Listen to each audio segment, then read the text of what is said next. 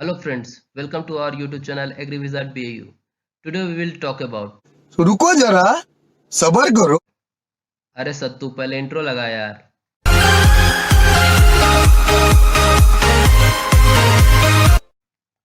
आज हम लोग बात करेंगे आखिर क्यों भारत सरकार ने कैनबिस सताइवा को बैन किया हुआ है। क्यों खुले में कैनबिस सताइवा का सेवन निषेध है। रुक नहीं समझ में आया? कैरी भैया की आवाज में समझाता हूँ। चरस गांजा मेरे को प्यारा, चरस गांजा मेरे को प्यारा। गांजा, चरस, हसीस, माराजुआना, भांग, नाम अनेक बट काम एक।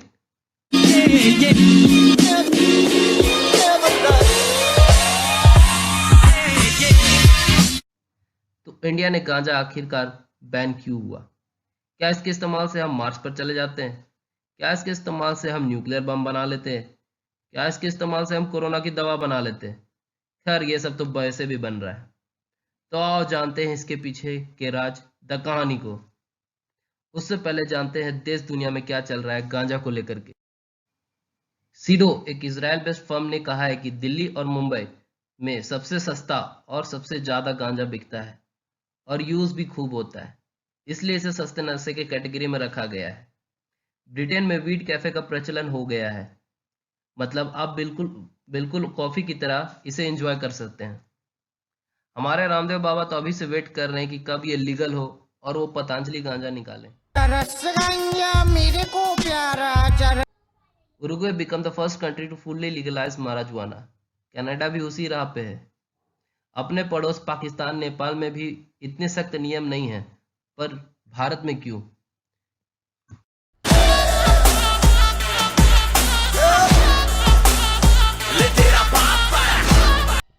चलो पहले ये जानते हैं कि कैनाबिस क्या है। कैनाबिस सिर्फ फूल या फूल के ऊपर वाले भाग को कहते हैं जिससे रेजिन ना निकाला गया हो, मतलब ये पूरा अनछुआ फूल होता है। चरस, रेजिन को जब फूल या किसी भी पार्ट से निकाल लेते हैं, चाहे वो कच्चा हो या प्यूरिफाई किया हो, उसे चरस कहते हैं। और इसी रेजिन को कंसंट्रेट किया जाए, मतलब गाढ़ा किया जाए, तो उसे हसीस ऑयल या फिर लिक्विड हसीस कहते हैं। अब जानते हैं गांजा के बारे में। फूल या फूल लगने वाली डाली जिसमें से बीज या पत्ता हटा दिया जाए तो उसे गांजा कहते हैं। अब जानते हैं गांजा का उपयोग के बारे में। यह मत सोचना कि सिर्फ इससे नशा हो किया जाता है।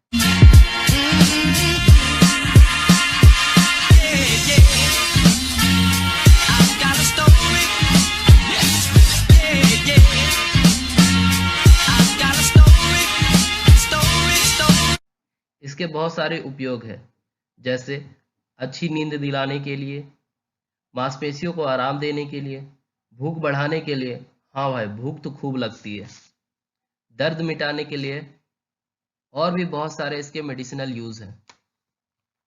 चरस गांजा मेरे को प्यारा, चरस गांजा मेरे को प्यारा।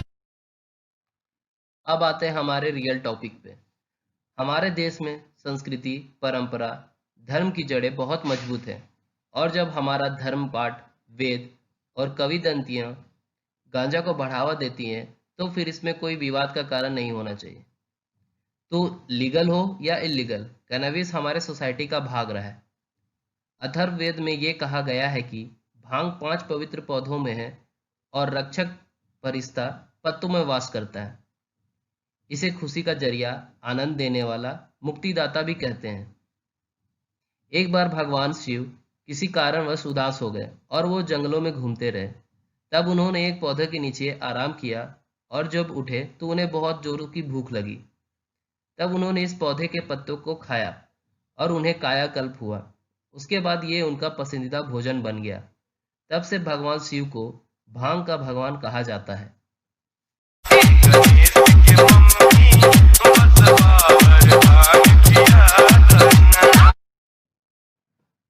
ब्रिटिशर्स जब इंडिया आए, भांग के इस्तेमाल देखकर स्तब्ध रह गए।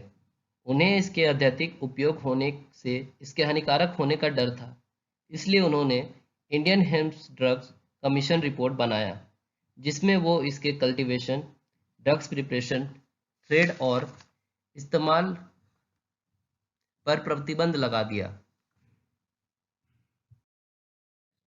सन 1961 की बात है, विश्व स्तर पर इसको बैन करना शुरू किया गया और इसके इस्तेमाल सिर्फ औषधि रूप में उपयोग करने का बात रखा गया। तब भारत ने इसका भरपूर खंडन किया, क्योंकि भारत में चरस, गांजा, भांग का भरपूर उपयोग होता था। लेकिन अंतर्राष्ट्रीय दबाव के कारण भारत ने समझौता करने की बात रखी और एक शर्त रखा कि कैनबिस का शब्द की परिभाषा को बदला जाए। इसी के कारण से भांग को अलग रखा गया और आज भी इसका सेवन खुले तौर पर किया जाता है।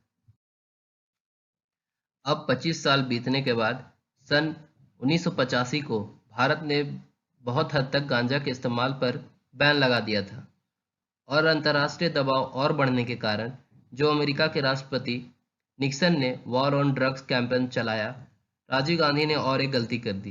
मैं पप्पू हूँ।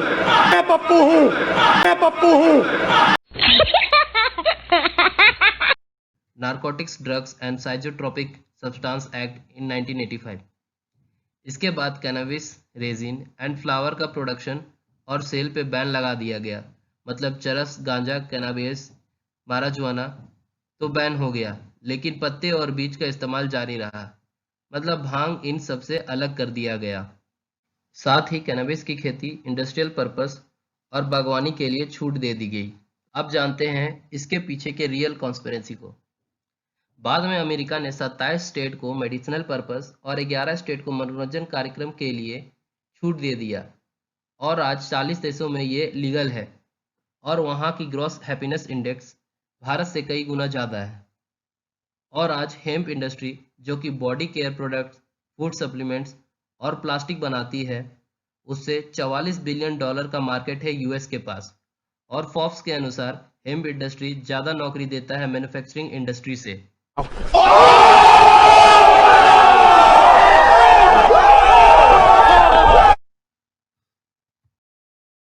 और भारत में सिंथेटिक ड्रग्स जैसे कोकेन का इस्तेमाल बढ़ गया जब से मैरिजुआना बैन हुआ, जबकि इसका इस्तेमाल यूएस में कम हो गया और क्राइम रेट भी कम हो गया। तो अब समझ में आया रियल खेल। अब अगर भारत इसको लीगल करता है और टैक्स के अंदर लाता है तो इससे क्या होगा? इलीगल ट्रेड और क्राइम रेट कम हो जाएगा, भारत में जॉब अपॉर्चुनिटीज़ बढ़ेंगी, ग्रॉस हैप्पीनेस इंडेक्स इंडिया का बढ़ेगा और अल्कोहल, सिगरेट और अदर सिंथेटिक ड्रग्स की कंजम्पशन कम हो जाएगी। जब सब लोग इसका इस्तेमाल करते हैं तो क्यों ना इसे लीगल कर दिया जाए। सभी जानते हैं कि ये बैंड है, बट फिर भी जिन लोगों को चाहिए होता है वो कहीं ना कहीं से इसे ले आते हैं और इसका इस्तेमाल होता ही है। अमेरिका के मार्केट के बारे में आपको बता ही दिया। हिमालय के लोअर एरिया जैसे हिमाचल, उत्तराखंड में यह जंगली पौधे के रूप में उग जाता है, तब भी इसको लीगल नहीं माना जाता और इसकी खेती भी खूब होती है। 2016 में 1,82,622 केजी गांजा को सीज किया गया था, लेकिन सिर्फ 11,303 केजी को ही बर्बाद किया गया। बाकी का किसने हरा धुआं बना के उड़ा दिया, किसी को नहीं पता। हमारे झारखंड में भी तमाड़, बुंडू, चतरा एरिया में इसकी खेती होती है। आपको आए दिन इसके पकड़े जाने की खबर न्यूज़ में मिलती रहती है। और ये भी कहा जाता है कि जितना गांजा उगाया जाता है उसका सिर्फ 1% ही पकड़ा जाता है। अब देखो, ये तो गवर्नमेंट के ऊपर है कि वो इसको लीगल करे या इलीगल, बट बहुत सारे लोगों ने पिटीशन किया हुआ है इसको लीगल करने के लिए, और ये लीगल हो जाता है तो इसे स्वीकारने की ज़रूरत है, ना कि इसको अपोज करने की। इसके लीगल होने से सोसाइटी के क्या इफेक्ट होगा वो तो बाद में पता चलेगा, बट ये है कि इसके लीगल होने से धरती नहीं फट जाएगी, ना ही आकाश गिर जाएगा। It will take much time to understand how cannabis will affect our society entirely. Tomorrow, if more benefits surface, then it can be said that India always knew it. But till that happen, the debate on this politicized subject of legalizing marijuana in India will continue. तो आज का video यहीं ख़त्म करते हैं। Hope करता हूँ आपको वीडियो समझ में आया होगा और इसी तरह के वीडियो हम आपके लिए लाते रहेंगे।